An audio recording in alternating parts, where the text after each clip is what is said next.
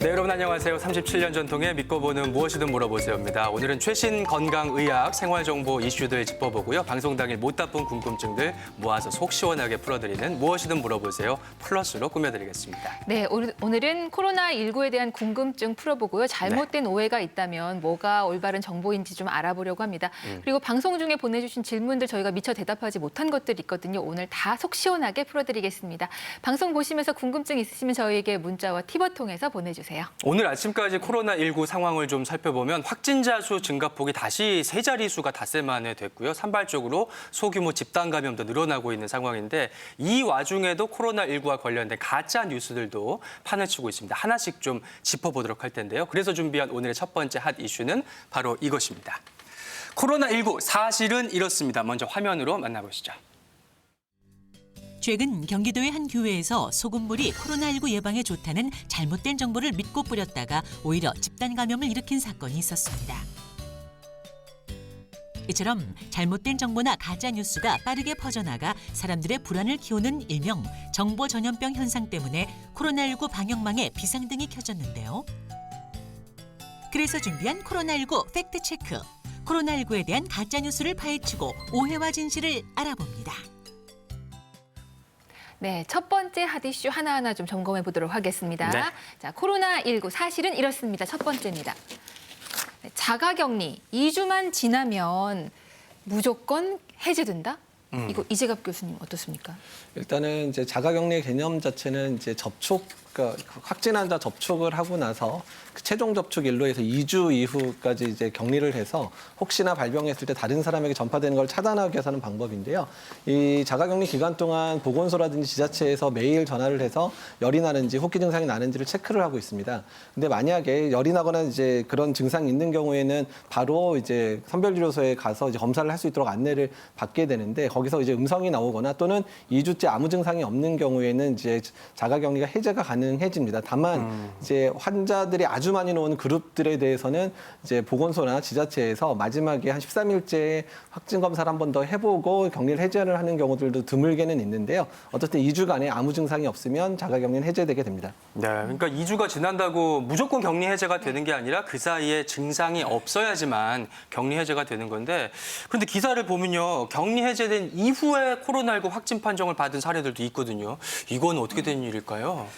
그래서 이제 질병관리본부에서 이제 발행하는 코로나19 대응 지침 7판에는 증상이 없는 상태에서는 검사 기준 이후에 음성이라는 기준에 충족되지 않더라도 발병일로부터 3주가 지나면 자가격리를 해제하도록 해왔었습니다. 근데 지금 요즘에는 이제 격리 해제 후에 다시 양성이 나오거나 확진받는 사례가 늘어나면서 검사 기준이 충족되지 않는 경우 퇴원은 가능하지만 자가격리나 시설격리를 유지하고 완전히 격리를 해제하려면 검사 기준을 충족해야 되는 것으로 변경하였습니다.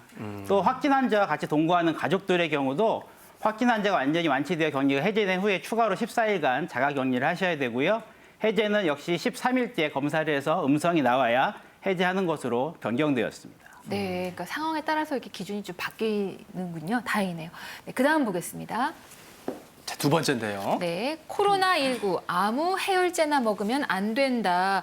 전 사실 이 뉴스가 최근에 제일 좀 궁금했어요. 어떤지. 어떤 얘기인가요, 최천웅 선생님?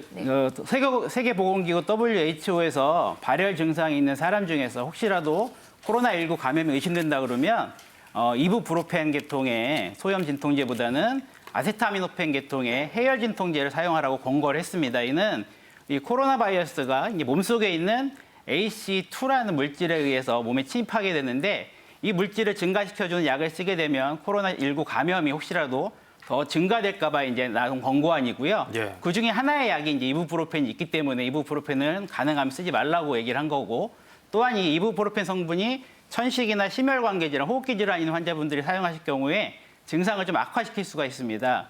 그래서 이제 WHO에서 다른 권고안이 나오기 전까지는 혹시 코로나19가 의심되는 환자에서 발열이 있다 그러면 이부프로펜 계통의 소염 진통제보다는 아세타미노펜을 처방하시는 게 좀 좋을 것 같습니다. 네. 네. 그러니까 이름이 좀 어려워서 혼동이 좀 되실까 봐요. 그러니까 이부프로펜 같은 경우는 가운데 부자가 들었잖아요. 많이 쓰시는 게 부자로 시작한 세 글자짜리 해열제가 있어요. 어린아이 있는 집에 다 가지고 계실 것 같은데 그리고 아세트아미노펜은 많이 아시는 네 글자짜리 타자로 시작하는 그걸 좀 떠올리시면 될 것 같아요. 예. 근데 이제 어디까지나 이게 확정적인 게 아니라 아직까지는 가설에 기반을 둔 내용인데 그래도 혹시 모르니까 네. 내가 열이 좀 난다 싶으면 아세트아미노펜 계열의 해열 진통제를 먹는 게 혹시 더 도움이 되지 않을까? 맞습니다. 이건 맞나요? 예, 네. 아직까지 이 코로나19를 부르펜, 그러니까 이 소염 진통제가 악화시킨다는 명백한 근거는 없습니다. 다만 이제 지금 말씀하신 그런 기전 아니면 그 코로나19가 일부 약물과의 상호작용 또 그 외에도 뭐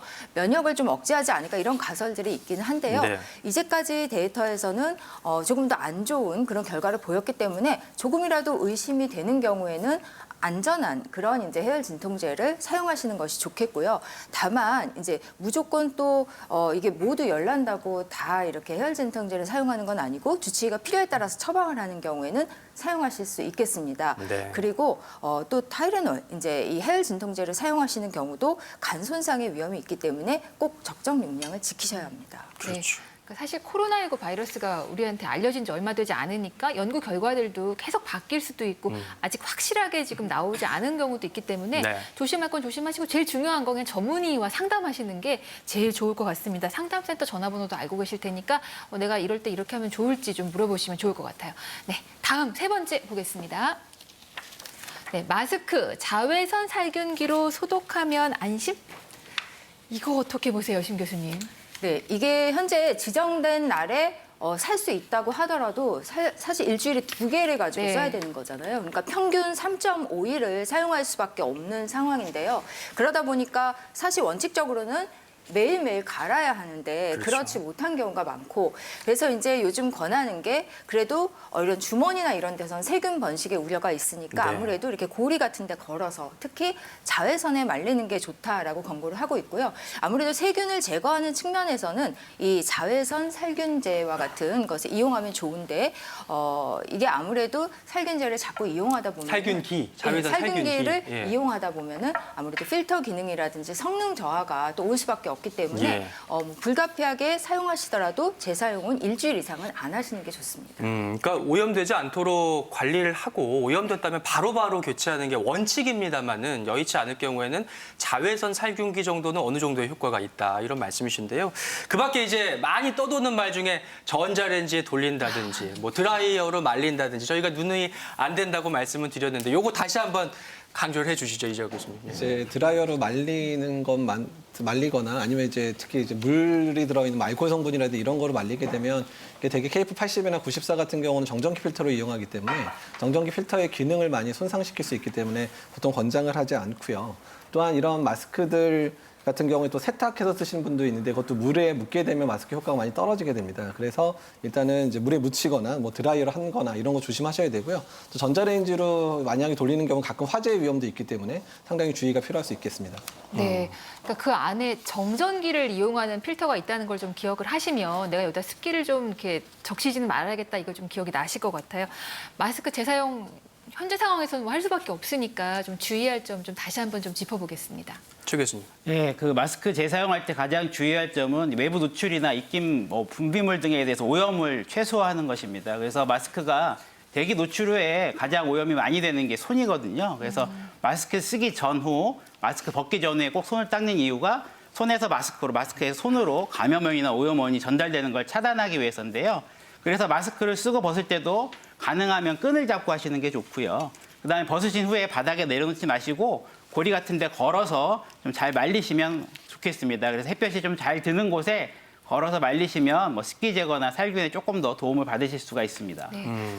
제가 요즘 저의 그 나쁜 버릇을 하나 알게 된 게 마스크를 쓰면 답답하니까 입으로 숨을 쉬더라고요. 그러니까 마스크 안에 계속 제 입김이 막 차는 거예요. 그래서 습기가 눅눅해지는. 그래서 제가 마스크를 어떻게 걸어서 잘 말릴까 고민을 하다가 제가 사진을 몇 장 좀 드린 게 있는데 차 탈 때는 저게 등산용품 거리를 이제 손잡이에 걸어놨어요. 그럼 저게 이제 쉽게 열리는 고리거든요. 저렇게 말리고 집에 가서는 그냥 바나나 거리에다 저는 이제 마스크를 그것도 걸었는데 아이디어네요. 예. 조리용품 도구는 여러 개 걸 수 있어서 4인 가족이면 4개 다 걸 수 있는 거리도 있단 말이에요. 그러니까 집에서 내가 잘 안 쓰는 거리가 있다면 좀 꺼내보시는 것도 좋을 것 같고 이렇게 엄마들은 카톡 그 SNS 통해서 이 아이디어를 공유하면서 이 상황을 좀 현명하게 좀 헤쳐보려고 노력하고 있어요. 아무튼 마스크와 관련해서는 습기를 잘 말리시는 게 중요하고 더 중요한 거는 마스크 착용 전후, 마스크 벗기 전후에 손 씻기를 필수적으로 해야 된다는 것도 꼭 기억하시면 좋겠습니다. 다음 내용 보겠습니다.